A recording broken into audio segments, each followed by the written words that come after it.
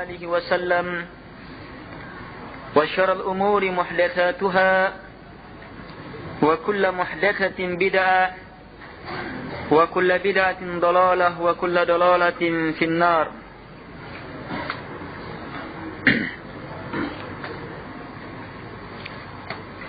قال الشيخ محمد بن عبد الوهاب رحمه الله تعالى: وقال الله تعالى: إن ربكم الله الذي خلق السماوات والأرض في 6 أيام ثم استوى على العرش يغشي الليل النهار يطلبه حثيثا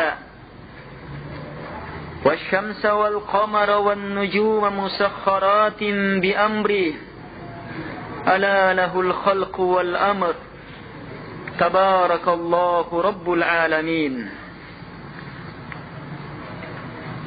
Berkata Syekh Muhammad bin Abdul Wahab rahimahullahu ta'ala lebih lanjut, masih dalam penjelasan dalil dari keterangan beliau tentang dengan apa kita mengenal Allah Subhanahu wa ta'ala. Telah lewat kita kenal Allah Subhanahu wa ta'ala dengan ayat-ayatnya dan dengan makhluknya. Yang mana kata ayat mencakup ayatul kauniyah dan ayatul syar'iyyah. Baik, sekarang dalil yang kedua yang disebutkan terdapat dalam surah Al-A'raf ayat 54. Allah Subhanahu wa taala berfirman, Inna rabbakum, sungguh Rabb kalian yang mencipta, yang menguasai, yang mengatur kalian adalah Allah.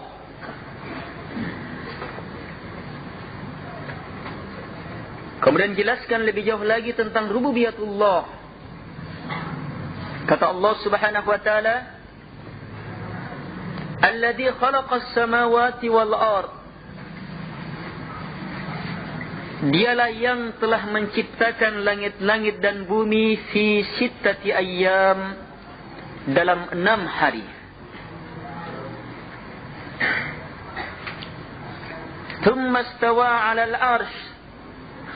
Kemudian setelah itu dia tinggi berada di atas arsy, tetap padanya.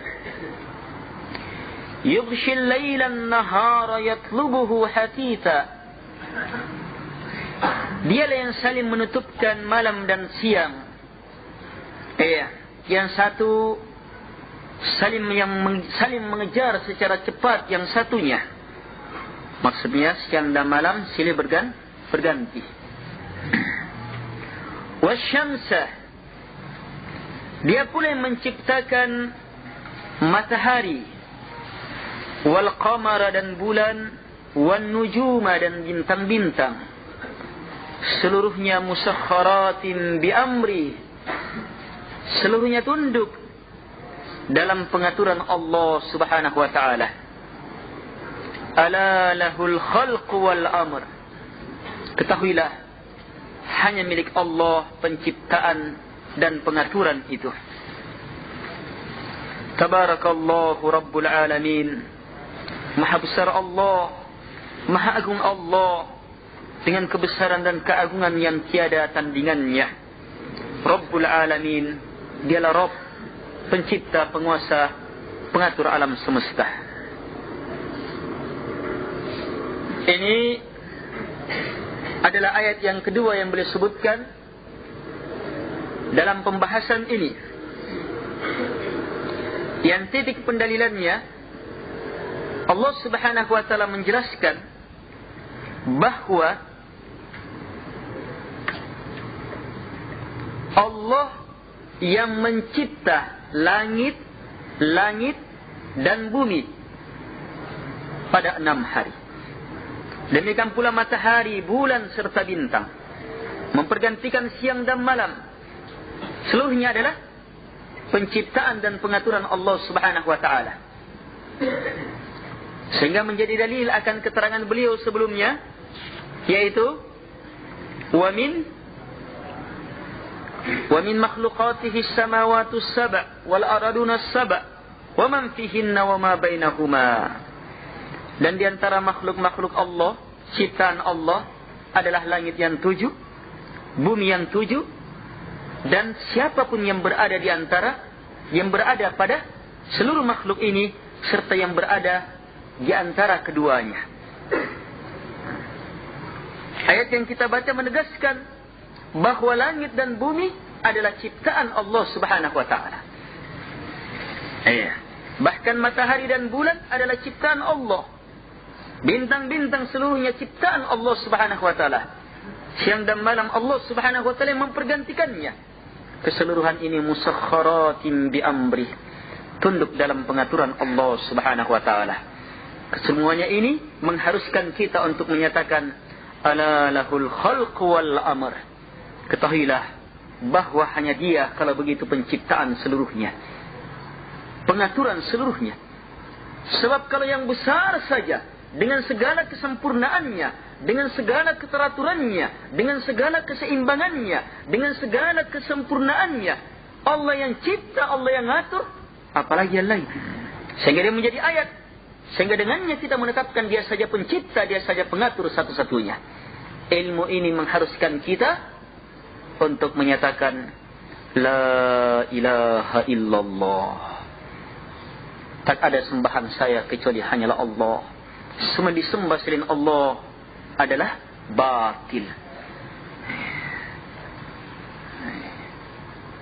Sebab satu saja yang dicipta, satu saja yang mencipta, satu saja yang mengatur, satu saja yang menguasai, satu saja yang memberi. Seluruhnya dicipta, seluruhnya dikuasai, seluruhnya diatur. Al-ikhwah rahimakumullah. Langit dan bumi adalah makhluk Allah Subhanahu wa taala yang sangat besar, yang langsung kita rasakan, langsung kita saksikan. Pergantian siang dan malam adalah makhluk Allah Subhanahu wa taala pula. Siang dan malam adalah makhluk Allah Subhanahu wa taala, yang mempergantikannya adalah Allah Subhanahu wa taala pencipta yang mengatur semuanya. Kesemuanya itu adalah ayat-ayat akan kebesaran Allah, akan keagungan Allah, akan kemuliaan Allah, akan ilmu Allah, akan kemampuan Allah, akan hikmah Allah, akan keadilan Allah, dan akan rahmat Allah Subhanahu wa taala. Yang kapan kita semakin memahaminya, maka kita akan semakin cinta kepada Allah, semakin takut kepadanya, semakin membesarkan dan mengagungkannya, semakin tunduk dan taat kepadanya. Disitulah hakikat dari pengenalan itu. Ketika sudah melahirkan paham yang benar terhadap la ilaha illallah, yang melahirkan keyakinan terhadapnya, kemudian melahirkan wujud nyata dari la ilaha illallah. Pernyataan bahawa yang berhak disembah hanyalah Allah, dan keyakinan bahawa semua selain Allah Subhanahu wa taala tak berhak untuk disembah. Disitulah ilmu. Selain itu kebodohan. Karena itulah Allah Subhanahu wa taala menyatakan mensifati siapa yang berilmu.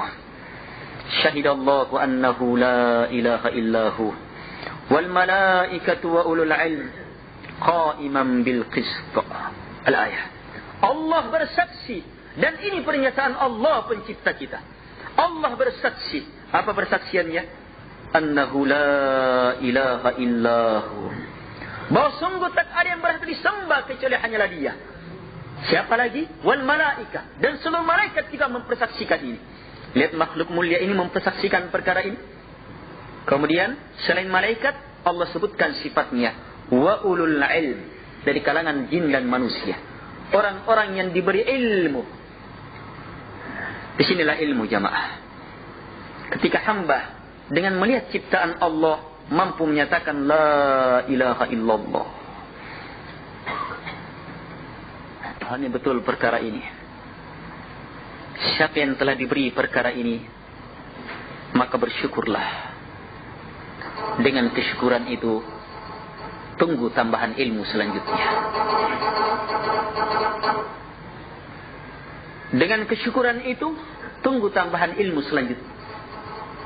Siapa yang sudah yakin, maka syukuri. Sebab kesyukuran adalah pintu tambahan. Tunggu tambahan keyakinan selanjutnya. Keyakinan yang besar pasti mewujudkan amalan. Siapa yang mampu melakukannya betul-betul beramal karena dasar ini, maka dia adalah kemuliaan yang tiada tandingannya. Sebab inilah yang bermanfaat di sisi Allah Subhanahu wa taala. Amalan yang dasarnya la ilaha illallah, yang dasarnya tauhidullah, pemurnian ibadah kepada Allah, yang dasarnya selamatnya seseorang dari kesyirikan, penghancur ibadah. Jamaah yang dimuliakan oleh Allah Subhanahu wa taala. Disinilah ilmu. Disinilah seseorang teranggap berilmu. Selain itu sungguh merupakan kebodohan. Jamaah yang dimuliakan oleh Allah Subhanahu wa taala. Langit dan bumi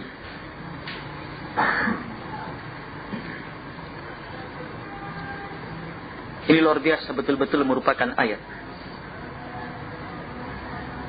Tapi banyak-banyak ayat yang nampak bagi manusia,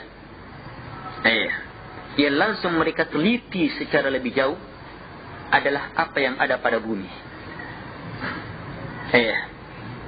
Apakah dari kandungan-kandungan akar, batang, kulit, daun, biji, bunga, umbi-umbian, dan yang semisal itu yang bersumber dari pepohonan, yang terus menerus dan seterusnya.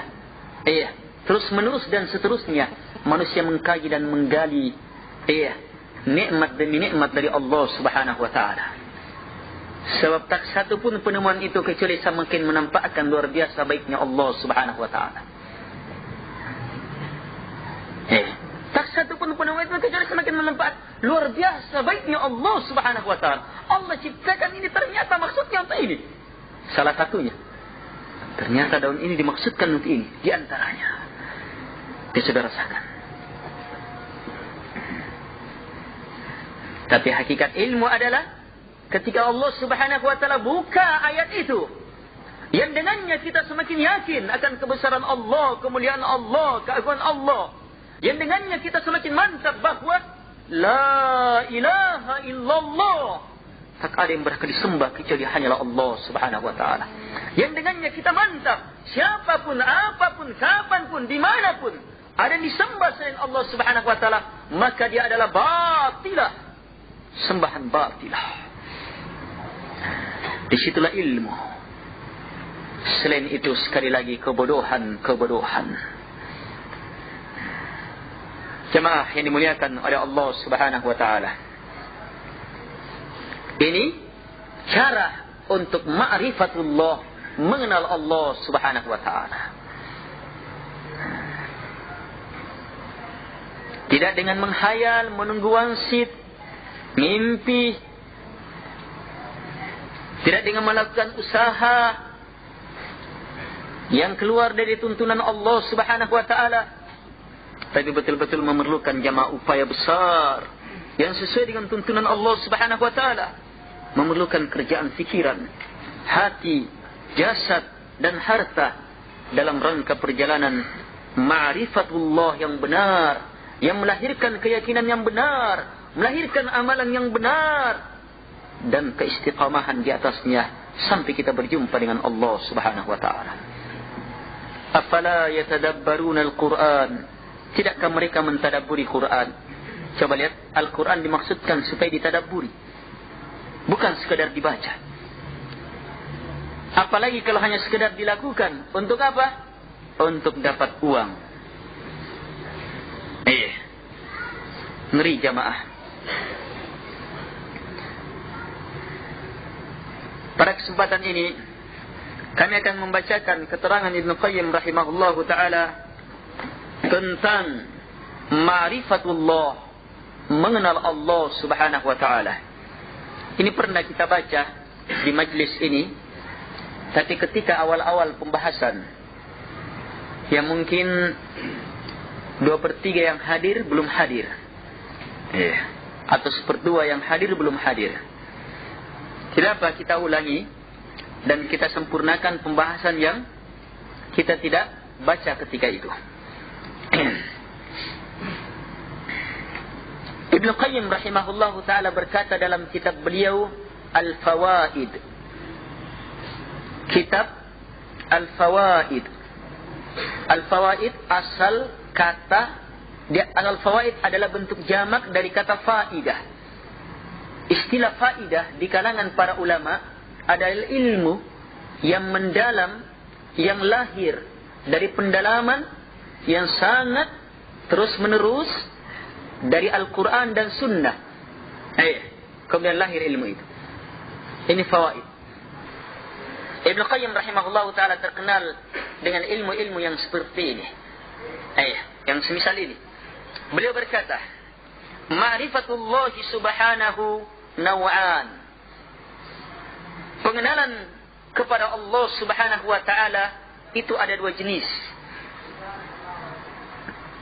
Al-awwal, yang pertama, ma'rifatu iqrar, wa hiya alladhi isharaka fiha an-nas, al-barru wal-fajir, wal-muti'u wal-'asi. Kata beliau, mengenal Allah subhanahu wa ta'ala itu ada dua jenis. Yang pertama, pengenalan iqrar, mengiyakan. Pengenalan sekedar pengakuan.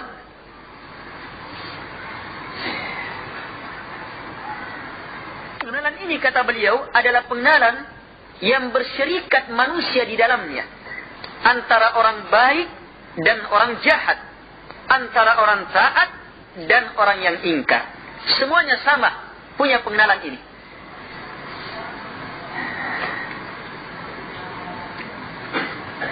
Sekedar ikrar, mengakui. Saya kasih contoh, beliau tidak sebutkan di sini.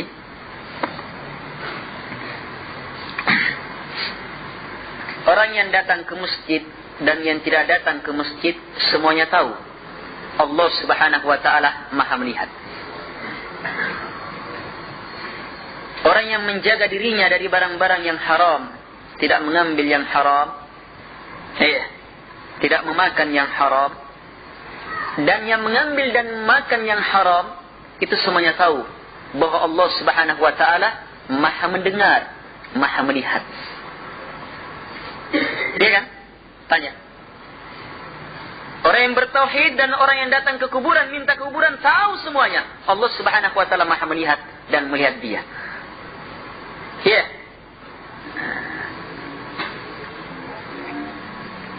Pengenalan ini dikatakan pengenalan ikrar. Sebab lihat misalnya yang mengambil barangnya orang, tahu Allah subhanahu wa ta'ala melihat. Tahu Allah subhanahu wa ta'ala mengetahui. Tapi pengetahuan ini sekedar pengetahuan, pengakuan. Tahu. Dia tahu, sekedar tahu. Sementara ilmu ini tidak mampu menghalangi dia untuk mencuri. Menghentikan mencuri itu. Tidak mampu menghalangi dia. Untuk melakukan kegiatan jahat itu. Ini pengenalan ikrar namanya. Hati-hati ikhwah. Mungkin banyak pengenalan kita kepada Allah subhanahu wa ta'ala. Apakah masuk dalam pengenalan yang seperti ini? Yang jelas pengenalan seperti ini belum membedakan kita dengan yang jahat dan yang baik. Belum membedakan antara yang jahat dan yang baik. Sebab semuanya tahu menetapkan yang itu. Pengenalan yang kedua, disinilah pengenalan yang diinginkan. Kata beliau, al-thani, yang kedua, ma'rifatun tujibul haya'a min wal mahabbata lah wa ta'alluq al-qalbi bi wa syauqa ila liqa'i wa khasyata wal inabata ilayhi والأنس به والفرار من الخلق إليه وهذه هي المعرفة الخاصة al-jariyatu ala lisanil qaum.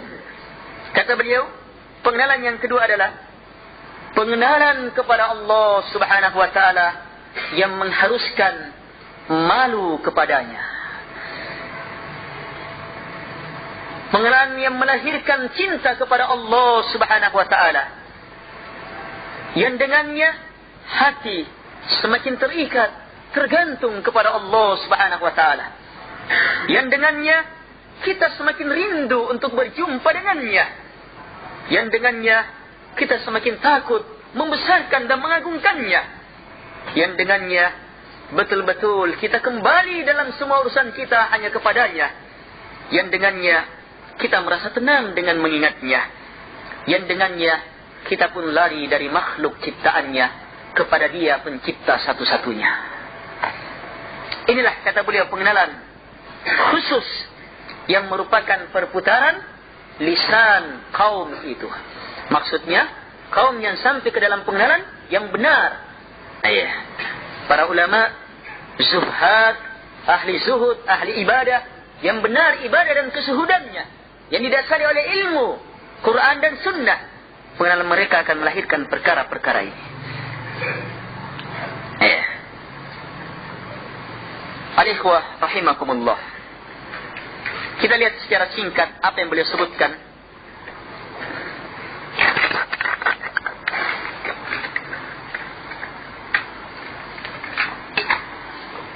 Kata beliau, pengenalan yang kedua, pengenalan yang mengharuskan malu kepada Allah Subhanahu wa taala.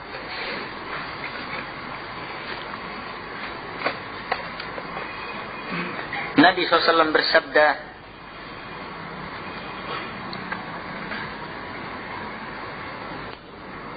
"Inna mimma yudrikun nas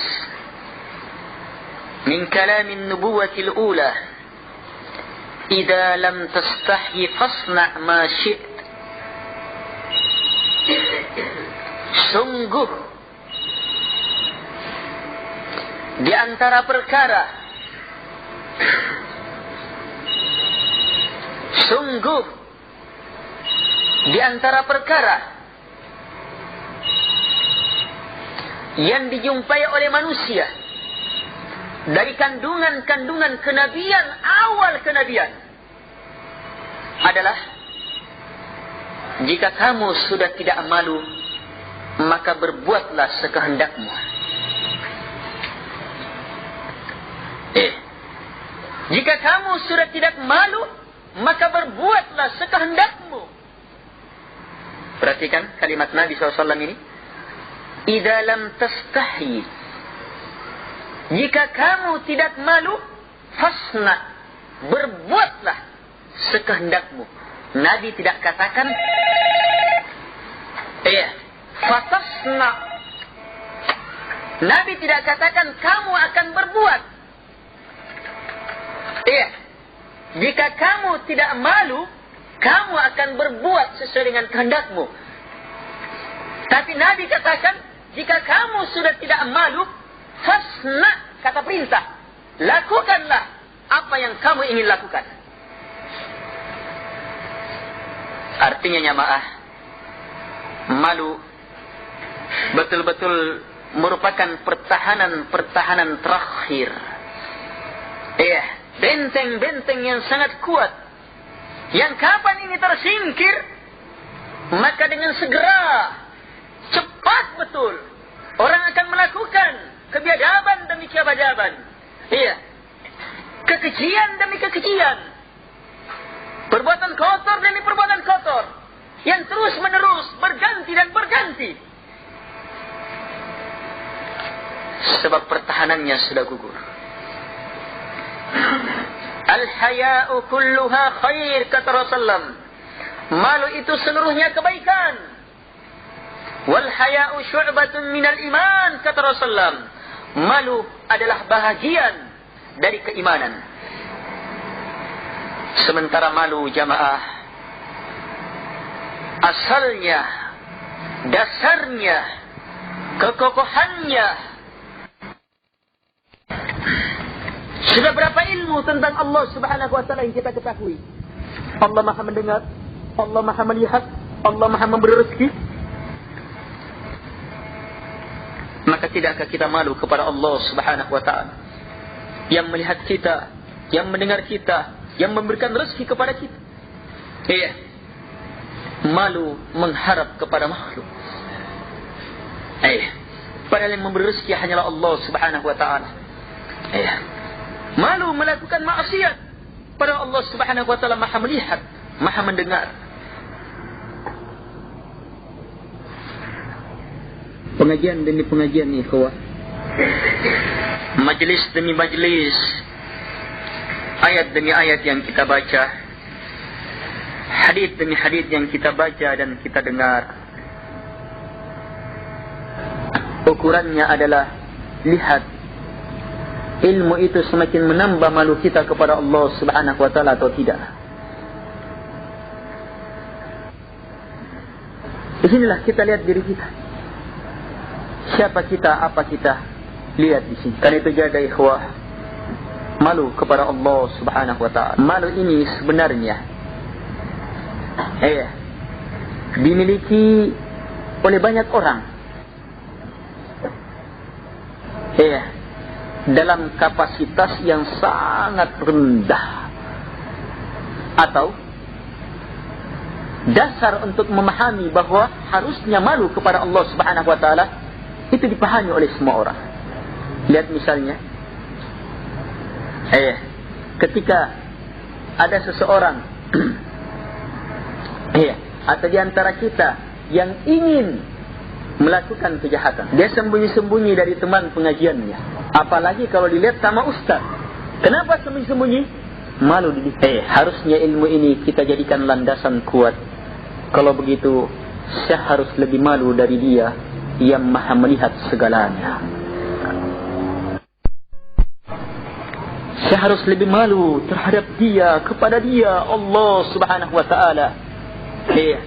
Al-Basir, yang Maha melihat. Al-Alim, yang Maha mengetahui. As-Sami' yang Maha mendengar. Al-Khabir, yang sangat dalam ilmunya, pengetahuannya. Al-Ikhwah rahimakumullah. Kedua, kata beliau, malu yang benar, pengenalan kepada Allah Subhanahu wa ta'ala yang dengannya semakin melahirkan cinta kepada Allah Subhanahu wa ta'ala. Cinta adalah kalimat yang terpakai di banyak kalangan. Cinta kepada Allah Subhanahu wa ta'ala itu lahir dari pengenalan kepada Allah Subhanahu wa ta'ala.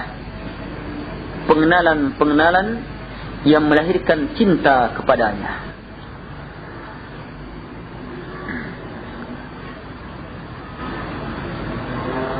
Banyak hal yang bisa menyebabkan kita cinta kepada Allah Subhanahu wa ta'ala. Di antaranya baca ayat demi ayat dari Al-Quran. Kita yakin yang menyampaikan hal ini adalah Allah Subhanahu wa ta'ala. Semakin kita rasakan kedalamannya, kehebatannya, keluar biasaannya, kita semakin cinta kepada yang mengucapkannya, Allah Subhanahu wa ta'ala, yang memfirmankannya. Kecintaan kepada Allah Subhanahu wa ta'ala itu akan semakin bertambah ketika kita semakin baca.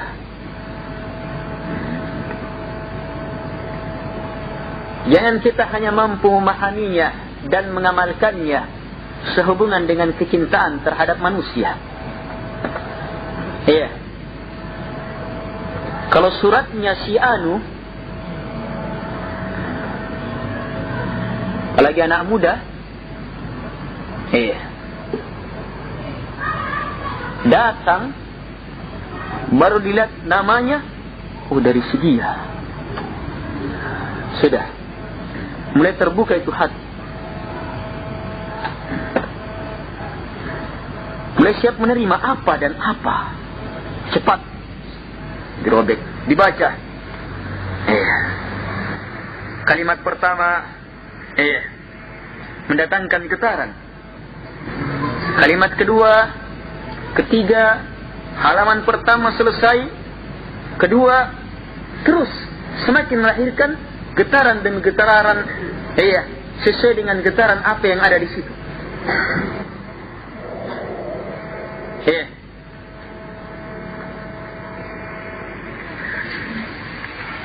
Kalau yang ditulis pujian, maka akan semakin melahirkan kebahagiaan. Kalau yang ditulis celaan, maka akan semakin melahirkan kegelisahan, kesedihan. Demikian seterusnya. Semakin dia baca, dia ulangi, itu lahir lagi. Iya, ada pengaruh. Maka hendaknya demikian jamaah. Kalau kita paham itu, maka walillahil masalul a'la. Itu hanya sekedar pembukaan bagi kita yang dengannya kita paham bahwa ternyata dengan membaca sesuatu dari yang kita cintai pasti harus melahirkan getaran yang semakin tertanam di dalam hati. Kalau tidak, maka kita dustai keberadaan apa yang kita alami, tabiat kita. Walillahil masalul a'la, dan hanya milik Allah subhanahu wa ta'ala perumpamaan yang lebih hebat. Kalau kita cinta kepada Allah subhanahu wa ta'ala, maka harusnya ayat demi ayat yang kita baca semakin melahirkan kecintaan kepada Allah subhanahu wa ta'ala. Ketika ayat itu ayat-ayat yang menjelaskan kemuliaan Allah, pujian Allah kepada orang-orang yang melakukan kebaikan ini dan itu, menjelaskan keluasan rahmat Allah subhanahu wa ta'ala, dan akan melahirkan takut yang sangat luar biasa. Ketika ayat itu ancaman-ancaman, menjelaskan tentang neraka, menjelaskan tentang ancaman Allah subhanahu wa ta'ala, dan yang semisalnya. Demikian seterusnya.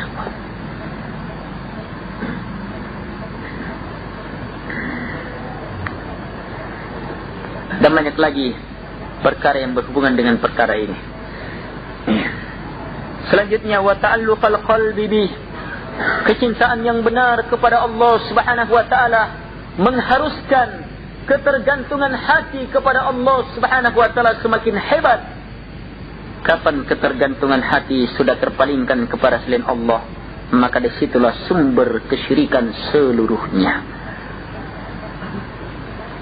Kenapa ada orang yang datang ke kuburan, bawa ini, bawa itu, menyembelih ini dan itu, minta ini dan itu? Karena hati sudah terikat kepadanya. Kenapa hati terikat kepadanya? Dia punya ilmu tentang siapa yang dikubur di situ. Bisa ini, bisa itu. Kalau saya beginikan maka begini. Jelas? Kenapa ada yang datang ke sungai Jeneberang? Bawa ini, bawa itu. Ke sungai yang dibawa Jembatan Tallo. Sungai tempatnya buaya putih katanya.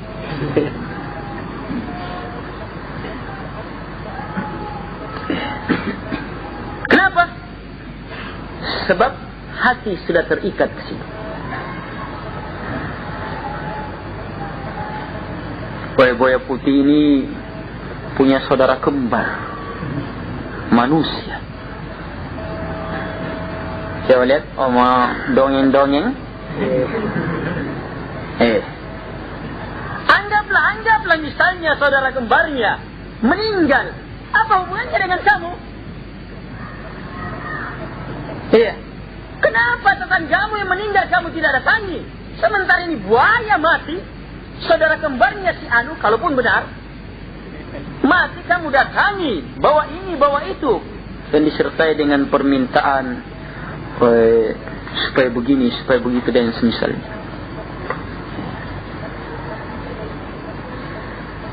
Kenapa? Ada ketergantungan hati. Kalau tetangga meninggal itu, biar todong. Alhamdulillah meninggal. Bagaimana sih kayak dulu?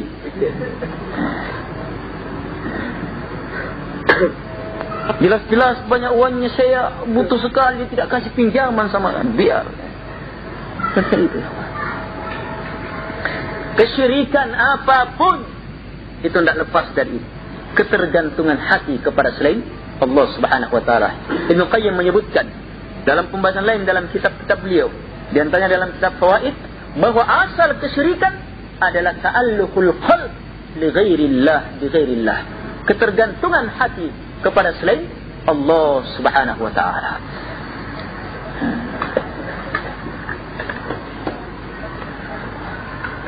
Inilah orang musyrik. Adapun orang yang beriman, hamba Allah, orang yang bertauhid, orang-orang yang mukhlisin, yang mukhlasin, maka hati mereka betul-betul terikat, tergantung hanya kepada Allah Subhanahu wa taala. Kenapa? Dia kenal Allah Subhanahu wa taala. Kenapa tidak kepada makhluk? Dia sudah kenal makhluk. Makhluk tidak punya. Yang punya hanyalah Allah. Makhluk bukan pemilik sebenarnya. Pemilik hanyalah Allah. Makhluk tidak mencipta, bahkan dicipta. Yang mencipta hanyalah Allah Subhanahu wa ta'ala. Ini baru satu pengenalan ini. Banyak pengenalan jamaah yang dibuka dalam Quran yang sangat dalam. Ambil kemuliaan. Sungguh dia lebih bernilai dari mutiara yang termahal sekalipun di dunia ini. Bahkan dunia beserta isinya. Perkara-perkara itu, ilmu-ilmu itu, yang dengannya hati kita semakin bergantung kepada Allah Subhanahu wa ta'ala, tiada tandingannya nilainya.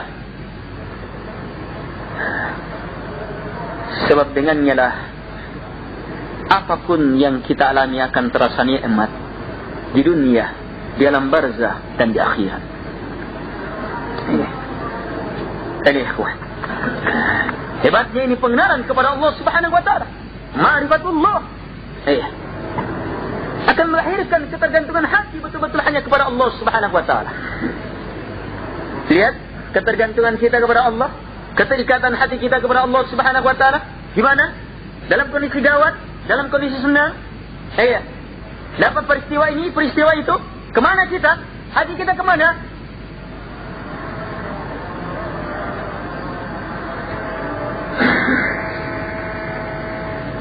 Dalam menghadapi peristiwa lah dilihat siapa kita.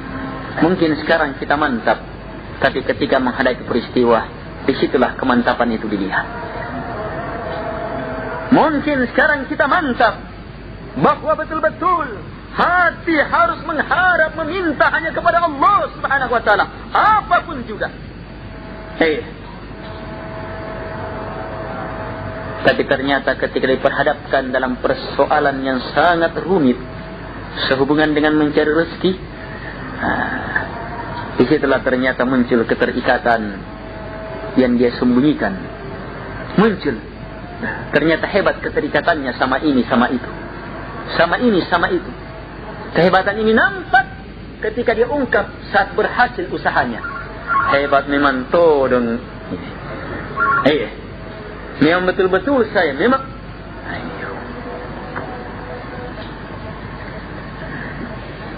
wasyauqa ila liqa'i, pengenalan yang benar kepada Allah Subhanahu wa ta'ala akan melahirkan kerinduan untuk berjumpa dengan Allah Subhanahu wa ta'ala. Dan ini sangat kita pahami.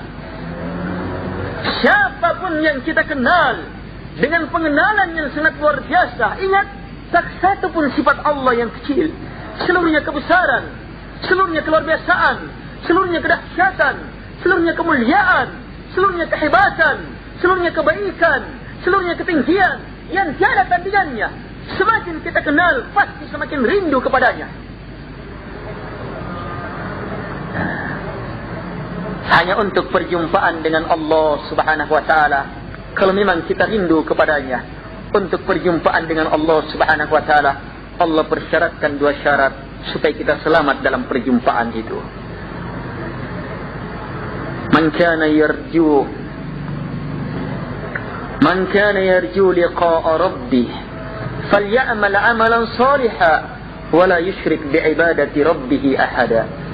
Siapa saja yang menginginkan perjumpaan dengan Rabb-Nya, maka falyamal, harus dia beramal. Amalan dengan amalan salihah, yang soleh. Satu, amalan teranggap soleh kalau soleh niatnya, benar niatnya, hanya kepada Allah karena Allah. Yang kedua, soleh pelaksanaannya, sesuai dengan maunya Allah Subhanahu wa ta'ala. Jadi amalan soleh. Jadi kalau orang misalnya solat, sudah solat sesuai dengan tuntunan Allah dan Rasulnya, tidak ada lagi bid'ah di dalamnya, soleh namanya. Kalau ada cacat, berarti cacat kesolehannya. Dan ada cacat yang menggugurkan kesolehan. Paham? Anggaplah sudah soleh, tinggal niatnya soleh benar atau tidak, hanya kepada Allah atau tidak. Anggaplah sudah terpenuhi, solatnya sesuai dengan tuntunan Nabi, betul-betul karena Allah, kepada Allah Subhanahu wa ta'ala semata. Maka ternyata ini belum cukup. Belum cukup untuk perjumpaan dengan Allah Subhanahu wa ta'ala. Harus dilanjutkan dengan syarat yang kedua, wala yusyrik bi'ibadati rabbih ahada. Jangan sekali-sekali dia melakukan kesyirikan dalam beribadah kepada Allah. Jangan syirik, jemaah. Sebab bagaimanapun hebatnya itu ibadah, kalau tercampuri dengan kesyirikan, gugur. Bagus sudah di masjid, tapi keluar campur dengan kesyirikan, habis. Berarti persiapan perjumpaan dengan Allah Subhanahu wa ta'ala harus ada dua. Lakukan, tambah, perbanyak. Kemudian hindarkan diri dari penghancur-penghancurnya. Sehebat-hebat penghancur ibadah adalah kesyirikan. Wa khasyatah, pengenalan yang benar akan semakin melahirkan takut kepada Allah Subhanahu wa ta'ala. Dan disinilah hakikat ilmu itu diukur. Orang yang semakin benar pengenalannya kepada Allah, inilah para ulama yang ukurannya dilihat khasyahnya, takutnya kepada Allah. Dan takut yang namanya khasyah adalah takut yang karena didasari oleh ilmu akan siapa yang dia takuti. Itu namanya khasyah. Kalau kita kenal sesuatu, kemudian kita takuti, kita besarkan, kita takuti betul dia, maka itu khasyah namanya. Dan khasyatullah harus khasyah merupakan ibadah harus hanya kepada Allah Subhanahu wa ta'ala, tidak kepada selainnya. Allah Subhanahu wa ta'ala berfirman, innama yakhsyallaha min ibadihil ulama. Tidak ada yang yakhsyah, yang takut kepada Allah dari hamba-hamba Allah, kecuali al-ulama, orang-orang yang berilmu. Dari sinilah ya jemaah, keilmuan itu diukur. Kalau ada orang yang semakin mengetahui ayat-ayat Al-Quran, tapi kemudian tidak semakin merasa takut kepada Allah Subhanahu wa ta'ala, bahkan semakin berani menentang hukum Allah. Allah katakan halal, dia berani haramkan. Allah katakan haram, dia berani halalkan. Allah syariatkan, tapi dia gugurkan. Allah perintahkan, justru dia larang. Allah larang, tapi justru dia perintahkan, dia anjurkan. Maka ini bukan ulama tailama.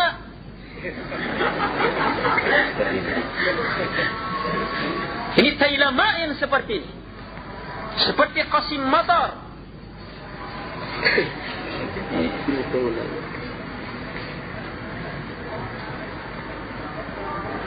Luar biasa ayat-ayat Al-Quran yang sangat jelas, lebih terang dari matahari kejelasannya. Berani dinodai. Dengan mengandalkan apa dia berani menodainya? Dengan mengandalkan kedudukannya sebagai tokoh agama, cendekiawan. Dari jamaah dan yang semisalnya. Gus Dur,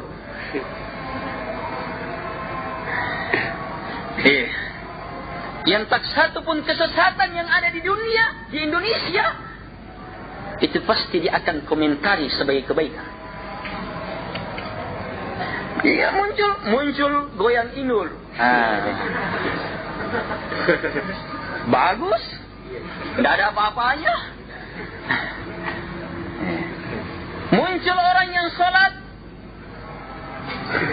Bahasa Indonesia. Komentar lagi. Apa-apa. Dan macam-macam. La ilaha illallah. Ini jamaah. Allah yang jelaskan kepada kita. Hamba Allah yang mempunyai khasyatullah. Dari kalangan hamba Allah yang mempunyai khasyatullah, hanya ini al-ulama, orang-orang yang berilmu. Berarti ukuran keilmuan adalah khasyatullah. Semakin khasyat, semakin dalam keilmuannya. Semakin takut betul kalau Allah ancam. Iya. Semakin bersemangat kalau Allah anjurkan. Semakin cinta kepada Allah Subhanahu wa taala kalau Allah beri semangat. Kalau dia kenal Allah Subhanahu wa taala, kemuliaan Allah Subhanahu wa taala. Ini ikhwan. Wal inabata ilaih, inabah kepada Allah. Ini juga ikhwan. Ciri utama pengenalan yang benar, kembali kepada Allah. Inabah itu kembali kepada Allah. Iya. Makna khususnya kembali ketika bersalah. Ini sifatnya hamba Allah yang betul-betul mengenal Allah. Apapun kesalahan kita dan pasti kita akan bersalah. Kalau kita bersalah, orang yang benar pengenalannya kepada Allah tidak akan kembali kemana. Langsung ingat Allah yang maha memberikan ampunan. Langsung ingat Allah yang sangat keras siksaannya kalau dia berketerusan dalam kesalahannya. Langsung mengingat keluasan rahmat Allah Subhanahu wa taala yang pasti akan mengampuni semua dosa kalau betul-betul mau kembali. Sehingga segera dia kembali kepada Allah Subhanahu wa taala. Tapi inabah mempunyai makna yang lebih luas lagi, yaitu kembali kepada Allah Subhanahu wa taala dalam semua keadaan.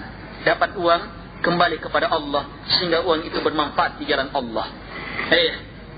Dapat musibah, kembali kepada Allah Subhanahu wa taala sehingga melalui musibah itu dia semakin mulia di sisi Allah Subhanahu wa taala karena bersabar di balik musibah. Dan yang semisal itu. Wal unsabi, tenang dia. Ala bi dzikrillah tatma'innul qulub. Ketahuilah hanya dengan mengingat Allah Subhanahu wa taala hati akan semakin tenang. Pengenalannya kepada Allah Subhanahu wa taala semakin melahirkan ketenangan. Ini jamaah. Semakin melahirkan jinatnya dia, tidak liar dia. Peristiwa demi peristiwa yang akan kita lewati akan membuat goncangan demi goncangan dalam diri kita, dalam kehidupan kita. Mau selamat, kenali Allah Subhanahu wa taala dengan pengenalan yang benar. Dan yang terakhir, wal firara minal khalqi ilaihi, lari dari makhluk hanya kepada Allah Subhanahu wa taala. Fafirru ila Allah, kata Allah, larilah kalian kepada Allah Subhanahu wa taala. Ini kalimat terakhir, kalimat kesegeraan kepada Allah. Fastabiqul khairat, berlomba-lomba dalam kebaikan.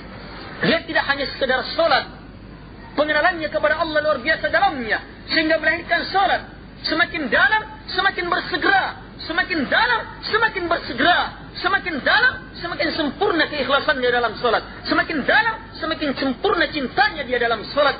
Semakin dalam, semakin sempurna harapannya kepada Allah dalam salat itu. Semakin dalam pengenalannya kepada Allah, semakin sempurna takutnya kepada Allah Subhanahu wa taala dalam salatnya. Fastabiqul khairat, berlomba-lomba dalam kebaikan. Fikirannya bukan sekedar melakukan kebaikan, tapi dalam perlombaan sudah dalam kebaikan. Ini ditentukan oleh pengenalan kepada Allah Subhanahu wa taala. Insyaallah taala ini akan kita lanjutkan pada pertemuan selanjutnya. Diingatkan ikhwah, subhanakallahumma hamdik,